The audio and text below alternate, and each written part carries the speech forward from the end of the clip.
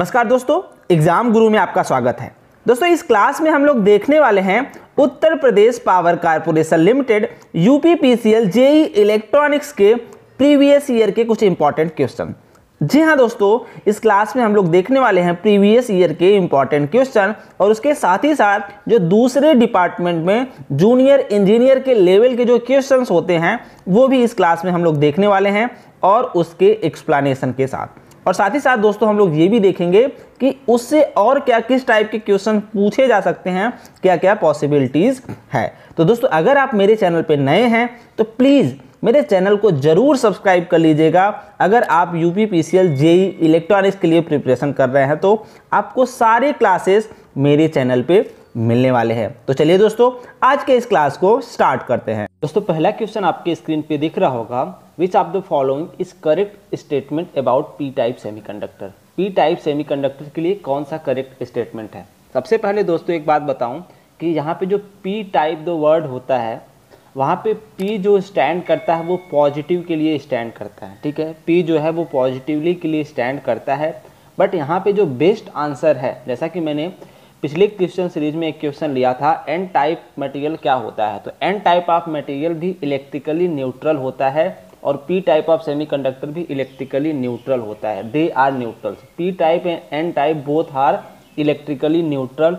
ये इंसुलेटर ही होते हैं। कब तक इंसुलेटर होते हैं?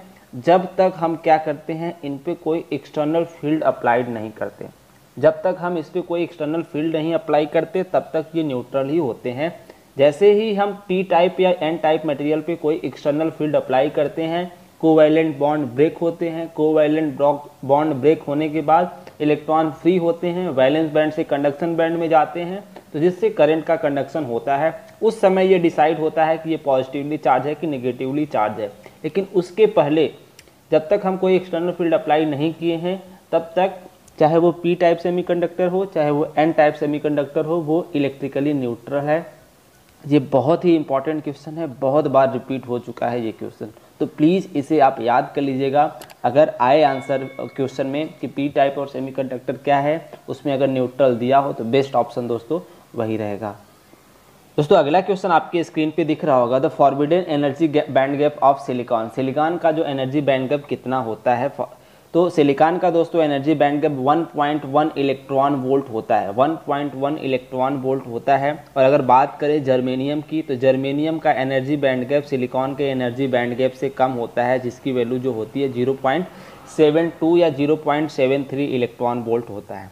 दोस्तों ये फॉरबिडन एनर्जी बैंड गैप होता क्या है? वो एनर्जी बैंड गैप जो वैलेंस बैंड इलेक्ट्रॉन को अगर उतनी अमाउंट ऑफ एनर्जी अगर उसे मिल जाए, उतनी एनर्जी अगर उसको मिल जाए तो वो कंडक्शन बैंड में चला जाए और कंडक्शन बैंड का प्रोसेस करंट कंडक्शन में पार्टिसिपेट करने लगे। मीन्स वो एनर्जी जो मिनिमम, वो एनर्जी जो वैलेंस बैंड इलेक्ट्रॉन को ज़रूरत है फ्री होने के लिए, वैलेंस बैंड से कंडक्शन बैंड में जाने के लिए। या फिर आप कह सकते हैं forbidden energy gap is the difference between the conduction band energy and the valence band energy. इसके बीच का जो डिफरेंस होता है वो energy band gap forbidden energy band gap कहलाता है। तो सिलिकॉन के केस में दोस्तों 1.1 इलेक्ट्रॉन वोल्ट एंड जर्मेनियम के केस में 0.72 इलेक्ट्रॉन वोल्ट होता है एट रूम टेम्परेचर।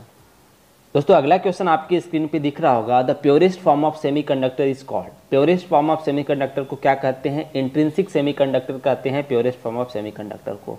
मीन्स जब तक उस सेमीकंडक्टर में कोई भी डोपिंग नहीं की गई रहती है तो वो प्योर सेमीकंडक्टर कहलाता है, इंट्रिंसिक सेमीकंडक्टर कहलाता है। और दोस्तों इंट्रिंसिक सेमीकंडक्टर में जो कंडक्शन प्रोसेस होता है वो due to electron and hole दोनों के कारण होता है। जो करंट जनरेट होता है इंट्रिंसिक सेमीकंडक्टर्स में वो इलेक्ट्रॉन और होल दोनों के कारण होता है। अब जैसे ही दोस्तों इस इंट्रिंसिक सेमीकंडक्टर में हम डोपिंग कर देते हैं, डोपिंग दोस्तों क्या होता है? Adding of impurities is called doping. अगर हम इसमें कुछ इम्प्योरिटीज ऐड कर देते हैं, मीन्स उस मटेरियल की डोपिंग कर देते हैं, तो दोस्तों वो एक्सट्रिंसिक सेमीकंडक्टर मटेरियल बन जाता है। एक्सट्रिंसिक सेमीकंडक्टर मटेरियल बन जाता है जिसे आप इम्प्योर मटेरियल भी कह सकेंगे। अब एक्सट्रिंसिक सेमीकंडक्टर मटेरियल में भी पी टाइप ऑफ सेमीकंडक्टर हो सकता है या तो फिर में भी एन टाइप ऑफ सेमीकंडक्टर हो सकता है। तो यहाँ से कुछ पॉइंट्स आपको जरूर समझ में आए होंगे इंट्रिंसिक और एक्सट्रिंसिक सेमीकंडक्टर के बारे में। दोस्तों अगला क्वेश्चन आपकी स्क्रीन पे दिख रहा होगा, N type of semiconductor is formed by. N type of semiconductor कैसे फॉर्म होता है? जैसा कि आपने देखा अभी जस्ट मैंने आपको बताया कि अगर इंट्रिंसिक सेमीकंडक्टर मटेरियल है उसमें आप कुछ इम्प्योरिटीज ऐड करते हो तो वो क्या बन जाता है, एक्सट्रिंसिक सेमीकंडक्टर बन जाता है। तो दोस्तों आपने देखा होगा एन टाइप ऑफ सेमीकंडक्टर में अगर हम पेंटावैलेंट इम्प्योरिटीज ऐड करते हैं, पेंटावैलेंट इम्प्योरिटीज ऐड करते हैं लाइक अगर जर्मेनियम, जस्ट दोस्तों कंसीडर करें जर्मेनियम क्या है, एक प्योरेस्ट फॉर्म ऑफ सेमीकंडक्टर है, मींस जर्मेनियम क्या है, एक इंट्रिंसिक सेमीकंडक्टर है। जर्मेनियम एंड सिलिकॉन ये है इंट्रिंसिक सेमीकंडक्टर है, ये प्योर फॉर्म ऑफ सेमीकंडक्टर है।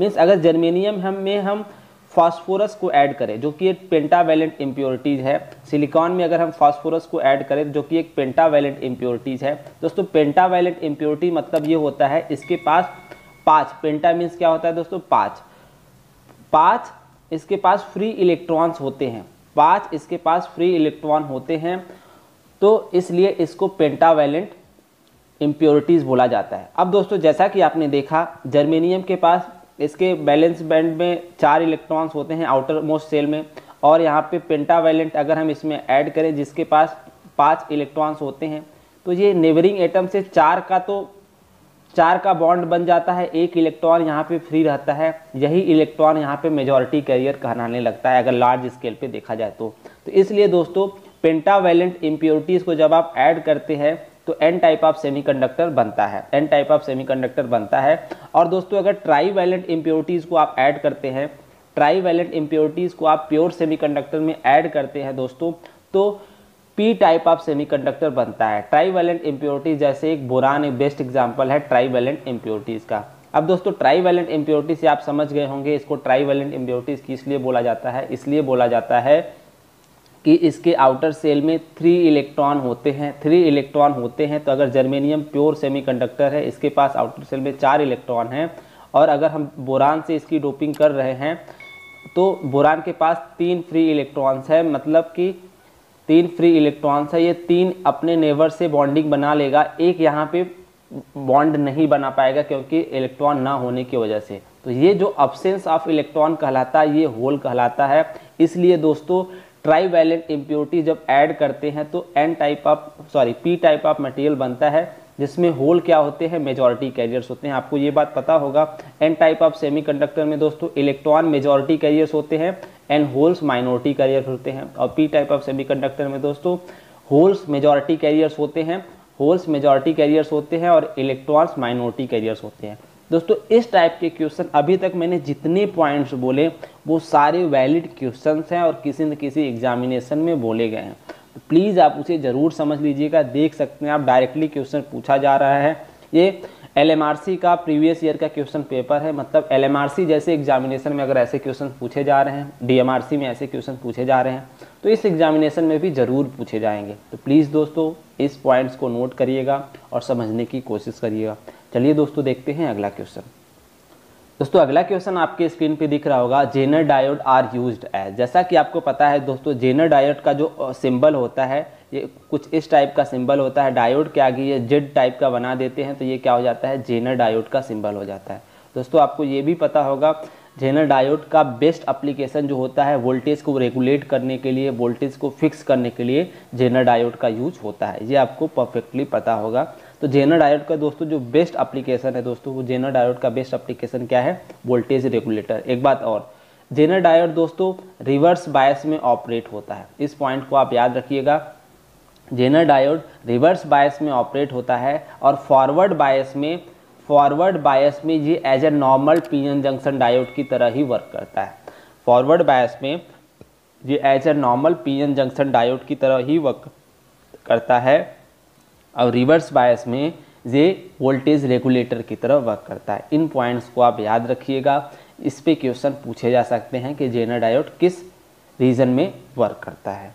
Kirchhoff's law is applicable to, Kirchhoff law किस पे एप्लीकेबल होता है, तो दोस्तों किरचॉफ लॉ डीसी और एसी दोनों सर्किट्स के लिए किरचॉफ लॉ एप्लीकेबल होता है।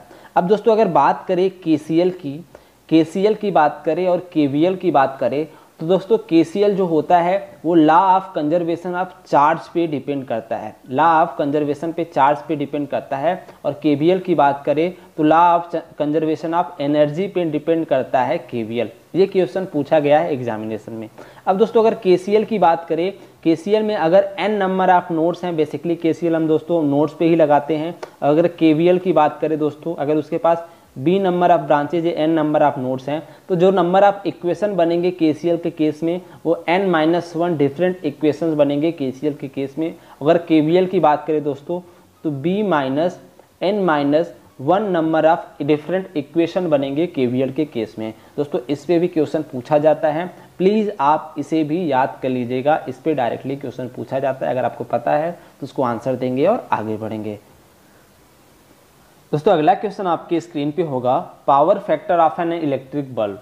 इलेक्ट्रिक बल्ब का जो दोस्तों पावर फैक्टर होता है वो यूनिटी होता है। प्लीज़ आप इसे ज़रूर याद कर लीजिएगा, क्योंकि अगर इलेक्ट्रिक बल्ब को देखा जाए तो वो एज अ रजिस्टिव एलिमेंट होगा, एज अ रजिस्टिव एलिमेंट होगा जो पावर को कंज्यूम करेगा, वोल्टेज को कंज्यूम करेगा। तो रजिस्टिव एलिमेंट का जैसा कि दोस्तों आपको पता है पावर फैक्टर क्या होता है, यूनिटी होता है। पावर फैक्टर यूनिटी होता है रजिस्टिव एलिमेंट की। अगर दोस्तों बात करें कैपेसिटिव एलिमेंट का, तो कैपेसिटिव एलिमेंट का जो पावर फैक्टर होता है दोस्तों वो लीडिंग होता है पावर फैक्टर कैपेसिटिव एलिमेंट का। और इंडक्टिव एलिमेंट का दोस्तों पावर फैक्टर क्या होता है, लैगिंग होता है। इस क्वेश्चन को भी याद कर लीजिएगा, इस पर भी क्वेश्चन पूछा गया है एग्जामिनेशन में। दोस्तों इंडक्टर मीन्स क्या होता है, अगर आप इंडक्टर, अगर कहीं लैगिंग की बात आए और उसका रिलेशन कहीं ऑप्शन में ना दिखे, तो अगर इंडक्टर से रिलेटेड कुछ चीज़ है तो आप उसको ज़रूर टिक करिएगा, क्योंकि इंडक्टर हमेशा कुछ ना कुछ चीज़ों में लैग किया रहता है, पावर फैक्टर भी लैग करता है इंडक्टर का। दोस्तों अगला क्वेश्चन आपके स्क्रीन पे दिख रहा होगा, the circuit whose properties are the same in either direction is known as. वो सर्किट जिसका दोनों डायरेक्शन में प्रॉपर्टी सेम हो वो किस टाइप की सर्किट कहलाती है। जी हाँ दोस्तों, वो बाईलेटरल सर्किट कहलाती है। जैसे अभी बाईलेटरल और यूनिलेटरल डिवाइसेस की या फिर एलिमेंट्स की बात करें तो डायोड दोस्तों सिर्फ और सिर्फ एक डायरेक्शन में वर्क करता है, लाइक ये फॉरवर्ड बायस में ही सिर्फ वर्क करता है। तो इस टाइप के डिवाइसेस को दोस्तों क्या बोलते हैं, यूनिलेटरल डिवाइसेस बोलते हैं। अब अगर बात करें दोस्तों रजिस्टर की बात करें तो ये दोनों डायरेक्शन में सेम ही वर्क करेगा, इसकी प्रॉपर्टी चेंज होने वाली नहीं है। अगर कैपेसिटर की बात करें दोस्तों ये भी दोनों डायरेक्शन में सेम वर्क करने वाला है। इंडक्टर की बात करें दोस्तों तो ये भी दोनों डायरेक्शन में सेम वर्क करने वाला है। मीन्स वो एलिमेंट्स जो दोनों डायरेक्शन में सेम वर्क करते हैं उसको बाईलेटरल सर्किट्स नहीं, बाईलेटरल एलिमेंट्स बोलते हैं। जी हाँ दोस्तों, उसको बाईलेटरल एलिमेंट्स बोलते हैं। और अगर सेम प्रॉपर्टी अगर किसी सर्किट में एप्लीकेबल हो जिसमें उसकी प्रॉपर्टी चेंज ना हो दोनों डायरेक्शन में, तो वो ऐसे सर्किट्स को बाईलेटरल सर्किट्स बोलते हैं। दोस्तों अगला क्वेश्चन आपके स्क्रीन पे दिख रहा होगा, which of the following does not measure self inductance. Self inductance कौन सा मेजर नहीं कर सकता। दोस्तों Maxwell bridge self inductance measure करता है, हेज ब्रिज भी सेल्फ इंडक्टेंस मेजर करता है और ओम्स ब्रिज भी सेल्फ इंडक्टेंस मेजर करता है। अब दोस्तों बात करें केल्विन डबल ब्रिज की, तो केल्विन डबल ब्रिज दोस्तों बेसिकली यूज होता है लो रेजिस्टेंस को मेजर करने के लिए। लो रेजिस्टेंस को मेजर करने के लिए केल्विन डबल ब्रिज का यूज किया जाता है। तो दोस्तों इसलिए इस क्वेश्चन का आंसर हो जाएगा केल्विन डबल ब्रिज। दोस्तों अगला क्वेश्चन आपके स्क्रीन पे दिख रहा होगा, which of the following bridge is use to measure high frequency oscillation. High frequency oscillation के लिए दोस्तों वेन ब्रिज का यूज करते हैं। जब भी बात आए फ्रीक्वेंसी की तो सीधे आप वेन ब्रिज पे स्विच करिएगा, क्योंकि वेन ब्रिज ही बेस्ट ऑप्शन होता है सब में। वेन ब्रिज ही यूज होता है हाई फ्रीक्वेंसी ऑसिलेटर को मेजर करने के लिए या फिर ऑसिलेशन में। अब दोस्तों अगर बात करें इस क्वेश्चन की, तो जैसे ये इंस्ट्रूमेंट्स के क्या होते हैं, कुछ प्रॉपर्टीज़ होती हैं जो सब में होनी चाहिए कि a measure of reproducibility means अगर एक कोई एलिमेंट है उसमें सेम हम बार बार अप्लाई करें कोई वोल्टेज या करंट, तो जो रिजल्ट मिले हमें सेम रिजल्ट मिले, तो उस प्रोसेस को दोस्तों क्या बोलते हैं, प्रिसीजन बोलते हैं। मीन्स अगर किसी बार बार हम सेम वैल्यू अप्लाई कर रहे हैं किसी भी एलिमेंट या किसी सर्किट पे, अगर हमें आउटपुट सेम मिल रहा है तो हम ये कहेंगे कि वो जो एलिमेंट है या फिर वो जो सर्किट है या फिर वो जो डिवाइस है वो काफ़ी प्रिसाइज है। और अगर एक्यूरेसी की बात करें दोस्तों, तो एक्यूरेसी मटेरियल की या फिर डिवाइस की वो प्रॉपर्टी होती है जो एक्यूरेट रिजल्ट देती है। मीन्स जो आइडल वैल्यूज़ होती हैं उसके पास तक जाके वो वैल्यू देती है, तो वो एक्यूरेसी कहलाती है उस इंस्ट्रूमेंट्स की। दोस्तों अगला क्वेश्चन आपके स्क्रीन पे दिख रहा है, विच of the following represent bellows. Bellows क्या होते हैं? बेसिकली वो ट्रांसड्यूसर होते हैं जो मैकेनिकल एनर्जी को कन्वर्ट करते हैं डिस्प्लेसमेंट, या फिर आप कह सकेंगे डिस्प्लेसमेंट इलेक्ट्रिकल एनर्जी में कन्वर्ट करते हैं। ये बेलोज एक टाइप के ट्रांसड्यूसर होते हैं, ये पैसिव ट्रांसड्यूसर्स होते हैं। तो इस फिगर में दोस्तों ये फिगर जो बता रहा है ये बेलो को रिप्रेजेंट कर रहा है। तो ऐसे भी क्वेश्चन पूछे जा सकते हैं एग्जामिनेशन में। अब अगर दोस्तों बात करें इस क्वेश्चन की टेम्परेचर कोफिशिएंट ऑफ थर्मिस्टर, जो मैंने आपको बताया था थर्मिस्टर क्या है। थर्मिस्टर भी एक टाइप का ट्रांसड्यूसर है, जहाँ पे आप देखेंगे थर्मिस्टर को अगर डिवाइड करें तो थर्मल प्लस रजिस्टर आप इसको डिवाइड कर सकते हैं। मीन्स थर्मल प्लस रजिस्टर आप इसको कह सकते हैं थर्मिस्टर को। मीन्स इसकी जो रजिस्टिविटी होती है वो टेम्परेचर पे डिपेंड करती है और बहुत ही सेंसिटिव होती है उसके टेम्परेचर पे। और जो इसका टेम्परेचर कोफिशिएंट होता है वो हाई होता है और निगेटिव होता है। हाई होता है, निगेटिव होता है। मीन्स अगर हम थर्मिस्टर का टेम्परेचर थर्मिस्टर पे बढ़ाएंगे तो जो इसका रेजिस्टेंस की वैल्यू होगी वो घटेगी, वो रेजिस्टेंस की वैल्यू क्या होगी? घटेगी। तो ये होता है थर्मिस्टर के केस में, ये नेगेटिव टेम्परेचर कोफिशिएंट होता है और बहुत ही हाई सेंसिटिव होता है। तो थर्मिस्टर क्या है? एक थर्मली डिपेंडेंट रजिस्टर है दोस्तों। अब दोस्तों अगला क्वेश्चन आपकी स्क्रीन पे दिख रहा होगा, which of the following is a digital transducer. अगर डिजिटल ट्रांसड्यूसर की बात करें दोस्तों तो encoder is the best example of digital transducer, जो एक फॉर्म ऑफ एनर्जी को दूसरे फॉर्म में कन्वर्ट करती है। लाइक आप अगर इनकोडर की बात करें तो वो एक कोड पर्टिकुलर कोड को दूसरे कोड में चेंज करती है। Different code means what? Different energies को वो चेंज करती है, एक फॉर्म ऑफ एनर्जी को दूसरे फॉर्म में कन्वर्ट करती है। तो best example of digital transducer is encoder. दोस्तों अगला क्वेश्चन आपके स्क्रीन पे दिख रहा होगा, LVDT gives output in the form of. LVDT जो जैसा कि दोस्तों आपको पता है कि पैसिव ट्रांसड्यूसर है जो कि मैकेनिकल एनर्जी को इलेक्ट्रिकल एनर्जी में कन्वर्ट करती है एलवीडीटी।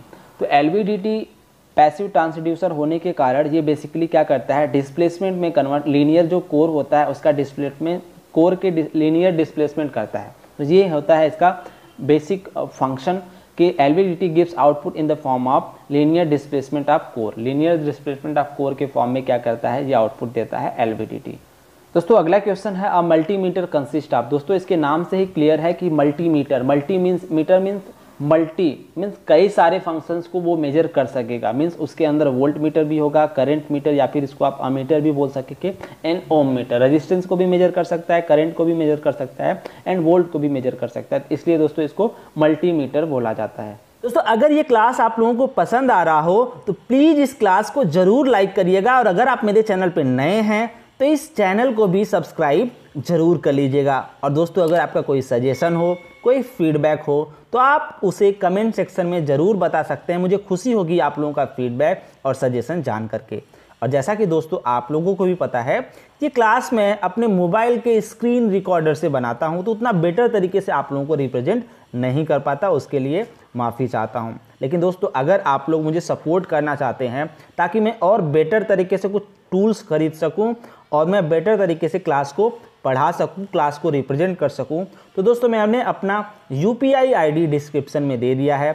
आप वहां से जा कर के आप मुझे सपोर्ट कर सकते हैं ताकि मैं कुछ टूल्स ले सकूं और बेटर तरीके से क्लास को रिप्रेजेंट कर सकूं। दोस्तों ये कंपलसरी नहीं है, अगर आप करना चाहते हैं तो ये कोई भी ऐसा नहीं, मैंडेटरी नहीं है। अगर आप करेंगे तो मुझे खुशी होगी और मैं जल्द से जल्द कुछ टूल्स ले सकूँगा और बेटर तरीके से आप लोगों के लिए क्लास लेके आ सकूँगा। तो चलिए दोस्तों मिलते हैं अगले क्लास में, तब तक के लिए अपना और अपनों का ख्याल रखिएगा। धन्यवाद दोस्तों।